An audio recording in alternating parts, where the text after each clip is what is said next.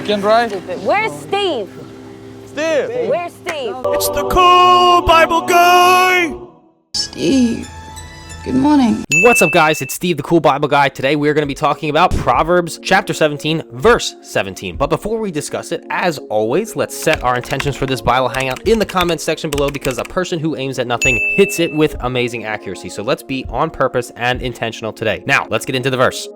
The verse reads, "A friend loves at all times, and a brother is born for a time of adversity." This proverb emphasizes the qualities of true friendship and the unique bond that exists between siblings, particularly in difficult times. So let's break it down a little bit further into two sections, because it is, it starts with a friend and ends with a brother. So first part, a friend loves at all times. This part emphasizes the enduring and unconditional nature of true friendship. A genuine friend is someone who remains supportive, caring, and loyal, regardless of circumstances. Whether it's good, bad, or indifferent, they're there for you, and there's people who you like to have around, which is great. They're good. They're people that you want to have around in your life. They're people that you want to spend time with. And then let's move to the second part, which takes it a little bit deeper. A brother is born for a time of adversity. This part suggests that the bond between siblings and is especially designed to withstand challenges. In times of trouble or difficulty, siblings are meant to support and help each other. But I would take this a little bit further. The term brother here can be understood in a broader sense, meaning that siblings, but also close family relationships, also close friends, adopted families, whatever the situation is. In today's world, I would not take this as something that is a blood relative only. You can have a guy that you know or someone you've met in your life that was not a blood relative, but that person is just as close as if they were a brother. I think that is what also applies here as well. So in summary, the Proverbs 17:17 encourages the virtues of unwavering love and support in friendship. It highlights a special role for that family, particularly siblings play a providing comfort and assistance during difficult times. Verse reflects the wisdom found in the book of Proverbs, offering practical insights into human relationships and virtues.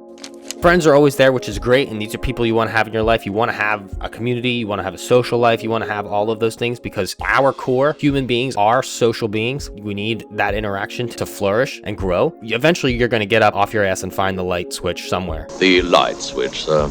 And you're going to come to, and you're going to find the lights, and you're going to flip them on. But the people that are still in that room, there might be 1, 2, maybe 3 or 4 people in that room. You might know thousands of people, but once all the lights go out, people leave. And when you finally find that light switch and you turn it back on, there's only 3 or 4 people in that room. Those are your brothers and sisters. All begin with brother and sister. Those are the people that you know that you can always rely on no matter what. And before we talk about how we can apply this verse to our life today, we can also kind of connect it to kind of a funnier element, which is like, I'm sure you guys have heard this story before, where they say, like, if you were to go to jail, a friend is somebody you would call to pay your bail and get you out of jail, which is fine. But a brother would be in the jail cell with you saying, that was some pretty cool stuff. That was pretty awesome. We are a team. Let's talk about how we can apply this in our life today. The first thing I noticed that we could do to apply this would be, number one, is cultivate genuine friendships. You want to strive to be that loyal and supportive friend to those around you. Show kindness, understanding, and empathy in your interactions with friends. And be there for your friends in both good times and challenging moments. When you show up for people in those dark times or in those challenging times, that's when real substantial relationships are built. Is when you show up, rain or shine. That's when you build really good relationships. And when people are feeling like crap, you show up. When people are feeling kicked down and beaten up, show up. That's how you build real, genuine friendships right there. And that's how you demonstrate it through action that you really do care. Number 2, invest in family bonds. Recognize the importance of your family, including siblings, in your life. I love my brother. Make an effort to spend quality time with your family members and nurture those relationships, and then offer your support and encouragement to family members facing difficulties. Same situation, just don't leave your family out of it. You want to build those relationships with your immediate family, because frankly, they're the people you probably are going to end up seeing the most apart. And then showing up at Thanksgiving is always going to be an easier conversation for you. If you want your Thanksgivings to be really nice and easy going, make sure you develop your family relationships as well. Plus, you want to set a good example too for, maybe you have kids. Number 3, practice unconditional love. Very hard to apply. Not easy, definitely something easier said than done. Aim to love and support your friends and family unconditionally without expecting something in return. As someone in the service industry who has done a lot of service for others, I actually have gotten better at this probably than most, where I just give people and not expect things. In fact, I've gotten almost too good at it to the point where I almost feel guilty when I do get something back. It's like kind of almost like the double-edged sword I deal with. So that's something I have to learn to be unconditionally loved. I got the one-way streak going on, and I need to learn to do the receiving end of it too. So if you guys struggle with that, obviously I understand you. I'm right there with you. But also, want to be forgiving and understanding of people do make mistakes, even when they do slight you in some way. Everybody goes through ups and downs. Maybe a family member gets horribly drunk and they say something extremely inappropriate to you. You have to understand they might be going through something.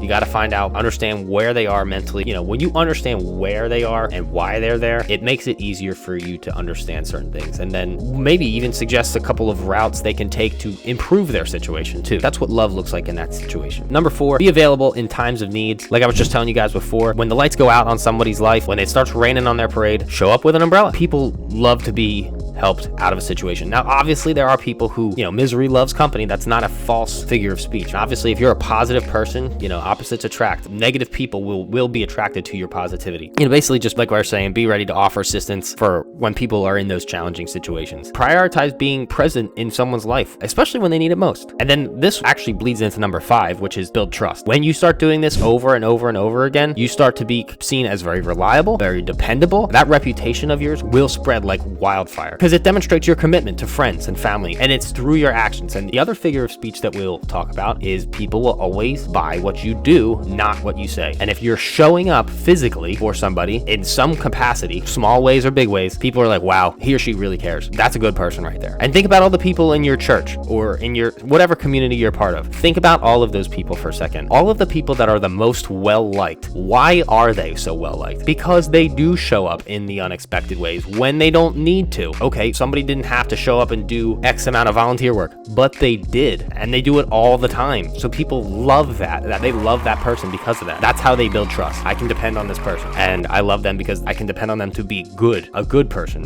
An actual good person. Okay. And then obviously at the end here, we want to express gratitude. We show appreciation for the people who support us when we need it, and then we show the gratitude that, hey, God can help anybody out of any situation, which is an awesome thing. So there's a great quote. I actually wrote this one myself. I think it's a quote from Spider-Man, but with great power comes great responsibility. I don't know if somebody else has said it before me. I haven't heard it from someone else, but I actually wrote it. The quote goes like this: count your blessings and God will make them harder to count. Basically, in other words, take notice of all the things that you have. Count your blessing. Hey, I have food on the table. I have food in my fridge. I have heat in my home. I have a roof over my head. I have a car that starts. I have a family that's healthy. I have friends that are healthy. I'm healthy. I have all my limbs, anything, whatever you can think of. Count your blessings. And if you count them and you're thankful for them, God will make them harder to count. God will multiply them. God multiplies what people are thankful for. So if you express gratitude, God will only multiply what you're grateful for. So count your blessings as often as you can. On that note, guys, let's end on a prayer. God, I thank you that I don't have to go through life alone. I'm grateful for you, and I'm grateful that you created us to depend on one another and to share our life experiences with others. Community is your design, and I pray that I won't take it for granted. Help me to love others and to serve my friends well. In Jesus' name, amen.